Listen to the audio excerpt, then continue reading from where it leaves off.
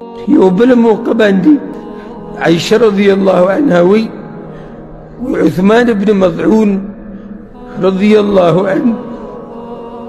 عثمان بن مضعون هغه صحابي دی چې د پیغمبر صلی الله علیه وسلم رضایي ورو او دوه هجرتونه کړو، هجرت حبشې ته او هجرت مدینې ته. نو پیغمبر صلی الله علیه وسلم باندې ډېر ګران و. د بدر په غزا کې هم شهید شو. مهاجرینو کې اولنی انسان په مدینه کې چې وفات شوی دی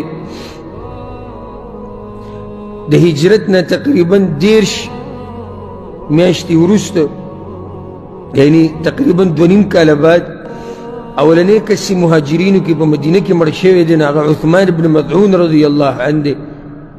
عثمان بن مضعون باندې پیغمبر صلی الله علیه وسلم ډېر مهینو او کله چې هغه وفات شو نو عائشة رضی الله عنها وی پیغمبر صلی الله علیه وسلم دا خواله ورغه رأيت رسول الله صلى الله عليه وسلم يقبل عثمان بن مضعون وهو ميت حتى رأيت الدموع تسيل.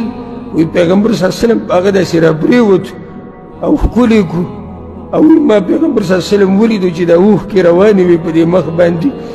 یو روایت کې داسې هم راځي چې د پیغمبر صلی الله علیه وسلم د سترګو نه د اوښکې لاړې او د عثمان په مخ باندې ولګېد.